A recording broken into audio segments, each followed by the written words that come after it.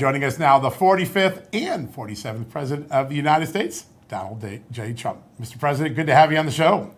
Hello, John.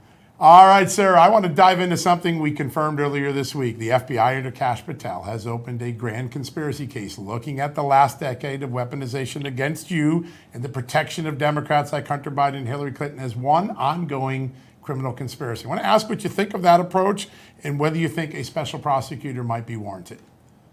Well, I'm happy that they did that. I don't know much about it, but it deserves to be done. It was a disgrace what happened. And what happened in 2016 and what happened in 2020. It's a disgraceful situation, and our voting has to be straightened out. I always say, if you don't have borders, if you don't have fair and free voting, you don't have a country. And we have disgraceful voting that they spend all of this money on voting, and some of the votes don't come back for weeks later. The whole thing it's a scam, and we have to straighten it out. For all the things that have happened, there is the Russia collusion against you, there is Jack Smith against you, there's all the things that happened in 2020, not investigating China interference in the 2020 election. What are the things that are most important that you would like to see the FBI get to the bottom of? I think they could look at all of it. It's all the same scam. They could look at this Jeffrey Epstein hoax also, because that's the same stuff. That's all put out by Democrats. Yeah. And, some of the naive Republicans fall right into line like they always do. They just don't have the sustainability. They don't have they don't have that stick to it like glue. The Democrats, they have bad policy. They have bad candidates. They have bad everything, but they stick together. The Republicans don't do that, but they ought to look into the Jeffrey Epstein hoax too, because that's another hoax that's frankly put out by the pushing the Republicans and put out by the Democrats. I think all they have to do is put out one big prosecutor look at it all. Would that make you feel good, you think? Well, I think it's in the case of Epstein, they've already looked at it, and they are looking at it, and I think all they have to do is put out anything credible. But, that was run by the Biden administration for 4 years. I can imagine what they put into files, just like they did with the others. I mean, the Steele dossier was a total fake. Right. It took 2 years to figure that out for the people. And all of the things that you mentioned were fake. Yep. So I would imagine if they were run by Chris Wray and they were run by Comey, and because it was actually even before that administration, they've been running these files. And so much of the things that we found were fake with me. But especially you look at that Steele dossier where they paid like 14 or 16 million. That's more than James Patterson gets paid to do a #1 bestseller. Isn't that crazy? And the thing turned out to be a total scam. So frankly, I think I love that they're looking at all this stuff. If they are, I hope they are. Would you declassify the classified annex in the Hillary Clinton email case, as Senator Grassley has been asking? Well, I would do that. Absolutely. I think it should be looked at. The whole thing was a scam. Yeah. And I would do that gladly. Great. And there's one other one I want to mention. In the Durham report, they talk about the Clinton Plan Intelligence, the intercept where Hillary Clinton approves hanging that Russian shingle on your campaign house. That's another one that hasn't yet been declassified. Was that another one you'd consider declassifying? I would declassify it. Yeah, why not? I would absolutely declassify it. And I will say this, the Durham report was preceded by the Horowitz report. That's and right. Bill Barr should have used the Horowitz report. You didn't need the Durham report because That's right. Say what you want about Mr. Horowitz. So he was appointed by Democrats, but he wrote the most vicious and true report that you've ever seen on somebody, and that was on James Comey. Yep. And I believe, a couple of the people in the FBI that were crooked. But this report was so big, and then go back and check, even the New York Times wrote a violent editorial about Comey based on this report. Yep. And for some reason, Bill Barr didn't use it. It's such a disappointment, but he didn't use it. But that was one of the big things, and it got very little press. I think it was approximately 28 pages of corruption, absolute corruption. You're right. And that should have been used. Well, instead, Barr wanted to do a further report. Yep. So he put Durham in charge, and, Durham took years. I mean, it took so many years. I think it was just a tapping. I think you ought to look at that, too. Why did they tap it along?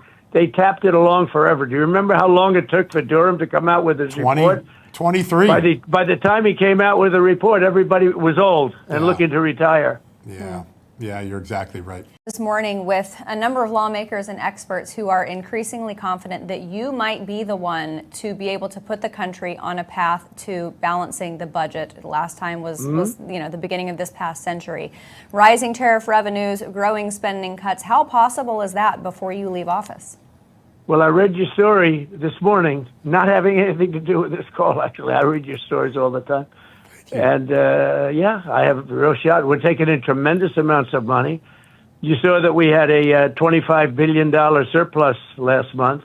Yeah. And the tariffs haven't really started by comparison to what they will be. You know, we're doing them on cars right now, cars and steel mostly.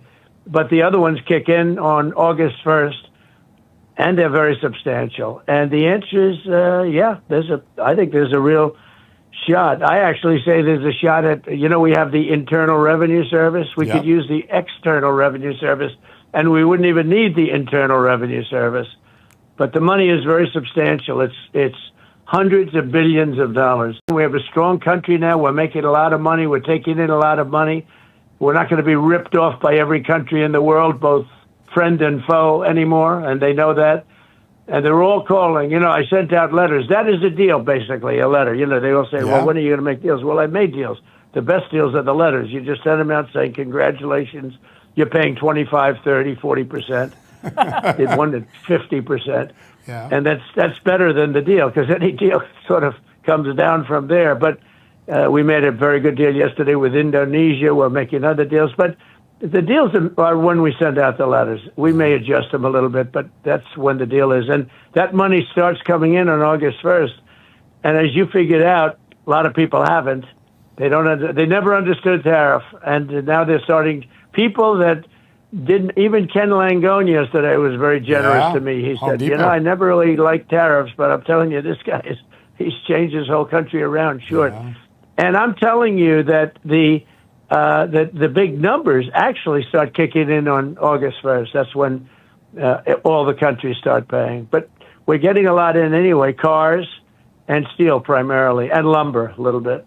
It's pretty impressive. And you've turned a lot of tariff critics around to tariff proponents. That's amazing. Last night, David Malpass, your former World Bank president, was on our show, and he said the Fed needs to be completely reimagined. They're getting in the way of President Trump. They're afraid of economic growth. They try to suppress economic growth. I want to just get your thoughts on what he said about that mentality at the Fed. That's got a 50-year-old mentality. Well, I think he's right.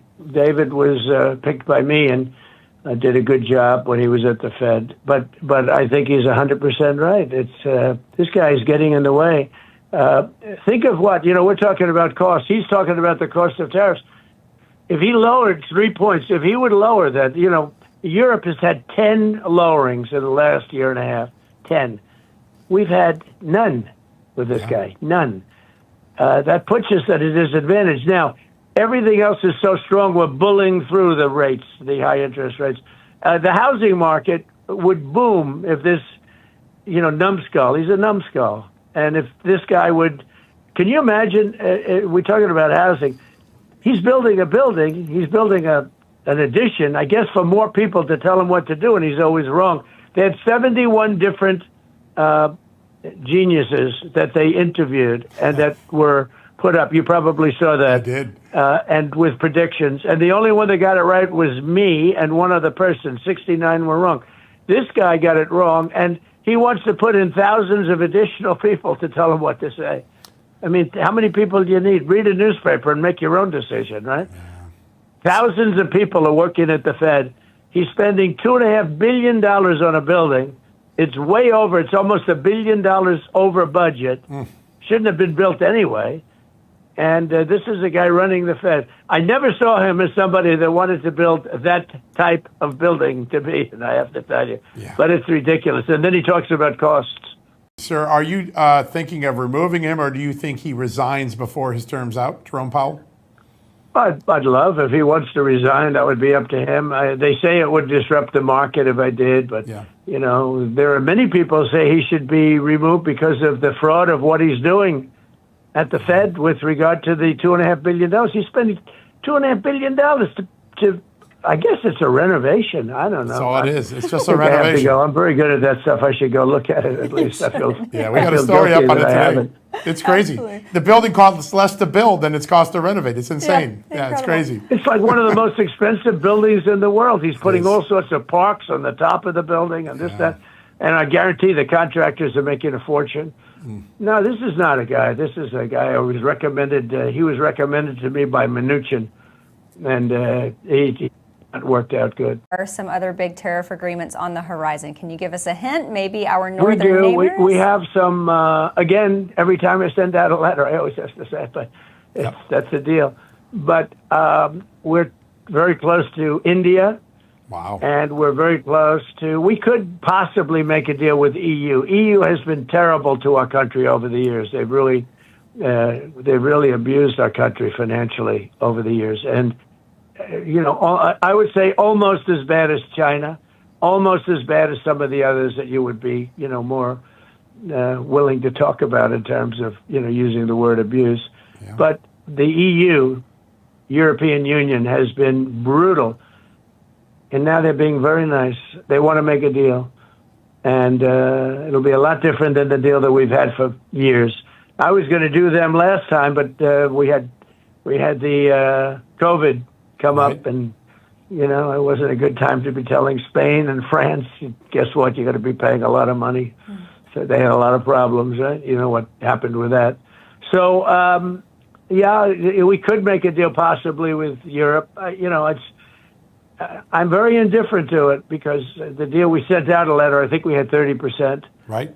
And 30% tariff. That means 30% of everything they do, they pay to us. That's not a bad business, I'll tell you. We're making a lot of money, and you pointed that out very well in your article today. We are making a lot of money. Thank you, sir. Think happens with Canada.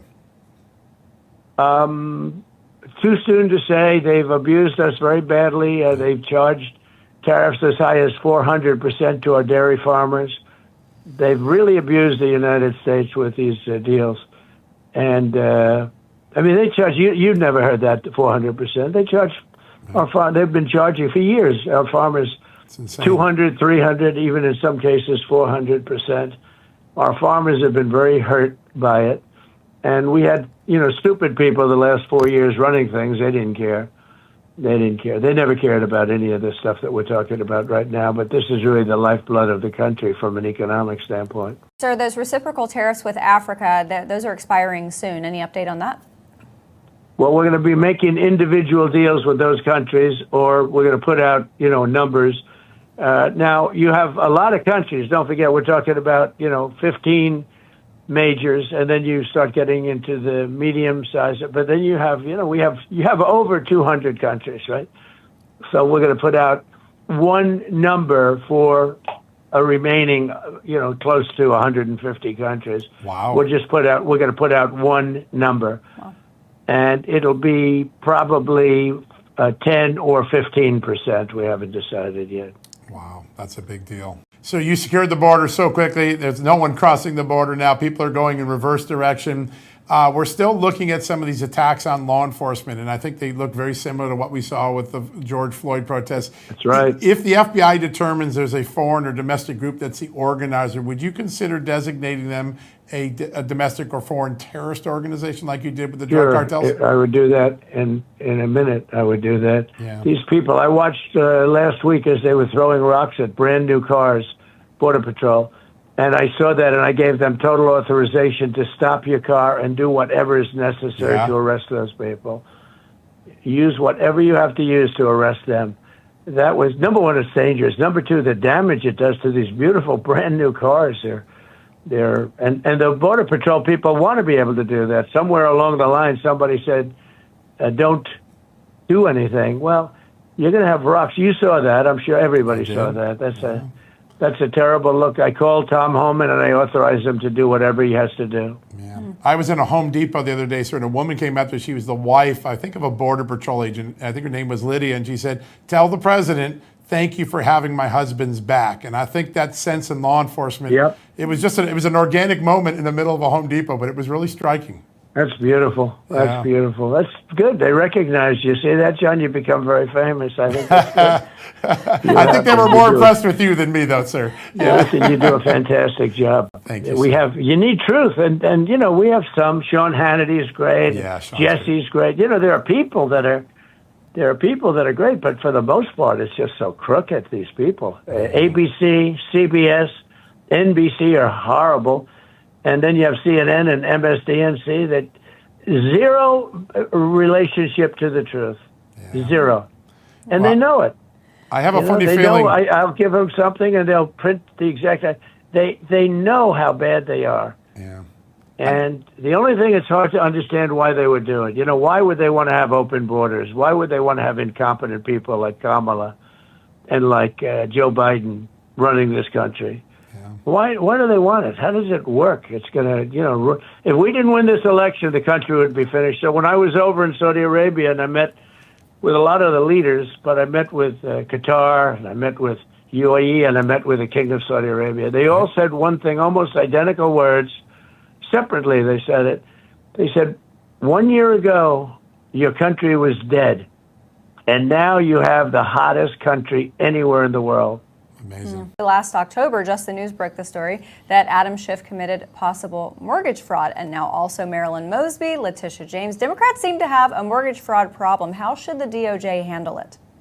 Well, you know, he looks to me like he did commit that. I looked at it just recently. I read a story about it, and it's, I mean, to me, it looks like he committed mortgage fraud.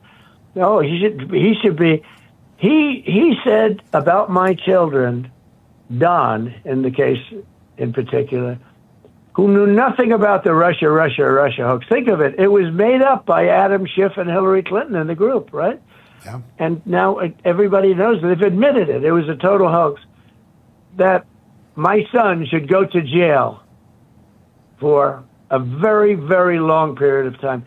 And he knew it was a hoax. This guy knew it had nothing to do with my son. It was them using that as a way to save the embarrassment of Hillary Clinton's loss in the 2016 election. Yeah. That's what it was. You know. That's why Cash It Patel. was going to be a one-day story. They wanted to use it. They said, yeah, Russia caused it. I remember the guy I was watching that day. They started talking about Russia. And then the fake news picked it up. And instead of a one-day story, they made it a 2-year story. It's amazing. You know. And handicapped. Yeah, But so much. no, he's a bad guy, Schiff. He's a sick puppy. He's unattractive in every single way. Every single way you can be unattractive, that Schiff. He's a bad guy. No, if he created fraud, he should suffer just like he made everyone else suffer, just like the horrible things he did to so many Republicans and conservatives and others, too. We are so grateful for all the time you gave us today. Thanks for joining us. Well, I'm grateful to you for great reporting. Thank you, sir. And, you know, just good, strong, honest reporting. And I don't want any favors. I've never asked you for a favor. Never. Nope. But you're a real professional, and you should both be proud of it. Thank you, Great sir. job you do, and thank you very much. That means a lot to us, sir. Thank you so much. Thanks for your time today.